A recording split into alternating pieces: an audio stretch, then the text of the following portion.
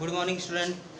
आज हम लोग अपनी जो बायो की क्लास पढ़ रहे थे उसमें 12th क्लास में ह्यूमन रिप्रोडक्शन सिस्टम, जो ह्यूमन रिप्रोडक्टिव सिस्टम है, यही हमारा जो चैप्टर था, ये चैप्टर चल रहा था। इस चैप्टर में हमने इतना पढ़ लिया था कि ह्यूमन रिप्रोडक्टिव सिस्टम होता क्या है, इसका पूरी एक नोट्स बना ली थी हमने। आज हमको फिगर के द्वारा समझना है कि ह्यूमन रिप्रोडक्टिव सिस्टम में कौन सा पार्ट कहाँ पे पाया जाता है, या फिगर के आधार पर समझने का आज हम प्रयास करें, जिसमें हम देखते हैं। इस फिगर को देखिए, सबसे पहले इस फिगर को पहले ध्यान से देखिए। इस फिगर में जितने भी पार्ट्स बताए गए थे वे सारे पार्ट्स आपको इसमें दिखेंगे, ठीक। तो जैसे कि ह्यूमन रिप्रोडक्टिव सिस्टम जो होता है, ये थ्री टाइप्स में बटा हुआ होता है। एक को हम कह सकते हैं टेस्टिस, एक को क्या कहोगे आप, टेस्टिस कहोगे।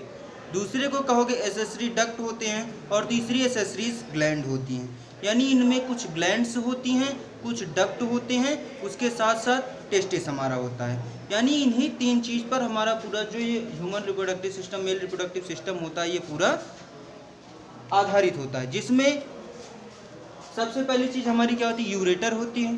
यूरेटर के बाद यूरिनरी ब्लैडर होता है। उसके बाद सेमिनल वेसल्स होते हैं, वॉइस डिफरेंस होता है, प्रोस्टेट होता है, वल्वरेथ्रल ग्लैंड होती है, यूरेथ्रा होता है, टेस्टिस होता है, टेस्टिस के नीचे स्क्रोटम होता है। उसके बाद यहाँ पे एक स्ट्रक्चर जो कि फोर स्किन होता है और ग्लैंड पेनिस होता है। इधर अगर हम टेस्टिस की बात करें तो एपिडाइमिस होता है, वैसा इन्फ्रंटिया होता है, रीट टेस्टिस होता है, और टेस्टिकुलर लोब्यूल्स होता है।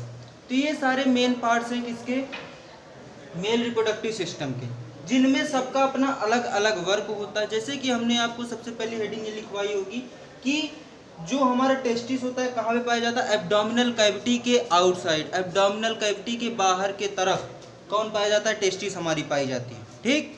तो टेस्टिस वहीं पे देखो दिख रही होगी आपको।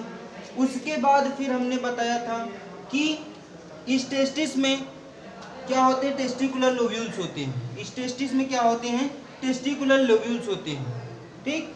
जो कि कैसे दिखाई देते हैं, कुछ इस तरीके की स्ट्रक्चर उनका होता है। एक लोब्यूल्स इस तरीके से होता है, ठीक। उसमें जो लोब्यूल्स की संख्या होती है वो एक ऐसे धागे की नुमा संरचनाएं होती हैं, और एक लोब्यूल्स में 3 या 4 सेमिनिफेरस ट्यूब्यूल्स होते हैं, ठीक। जो कि क्या करते हैं, स्पर्म के फॉर्मेशन में हमारी मदद करते हैं। स्क्रोटम क्या होता है, स्क्रोटम होता है एक मस्कुलर स्ट्रक्चर होता है जो कि टेस्टिस के नीचे पाया जाता है, जिससे कि हमारा जो टेस्टिस होता है इसका टेम्परेचर एक निश्चित अवस्था में बना रहता है। नहीं इसका टेम्परेचर कभी हाई हो जाए तो कभी लो हो जाए, लेकिन नहीं, ये क्या करता है, स्क्रोटम हमेशा इसके टेस्टिस के टेम्परेचर को एकदम लो पे रखता है। और इसका टेम्परेचर कितना होता है, 2 से 2.5 डिग्री सेल्सियस, ठीक। इससे ज़्यादा टेस्टिस का टेम्परेचर नहीं होने देता कौन, स्क्रोटम, ठीक।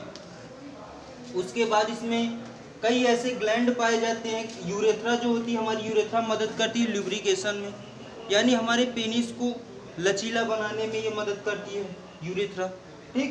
फिर उसके बाद टेस्टिस में ही हमारा क्या होता है, स्पर्म का फॉर्मेशन होता है, जो कि सेमिनल वेसल से होता हुआ कहाँ पे जाके पहुँचता है,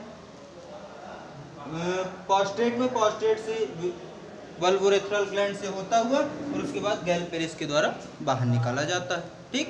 तो इसको आप बना सकते हैं। अगर इसमें आपको कोई भी दिक्कत होगी तो आप कमेंट बॉक्स में टाइप कर सकते हैं। उसके साथ साथ इस चैप्टर को, इस फिगर को अच्छे से ड्रा करिएगा, अच्छे से पढ़िएगा, हो सकता है आपके बोर्ड में आ जाए, ठीक। तो इसके लिए आप इसको 2-4 बार बनाने की प्रैक्टिस करिएगा। कोई चीज़ ना समझ में आए कमेंट बॉक्स में टाइप कर दीजिएगा। Thank you class.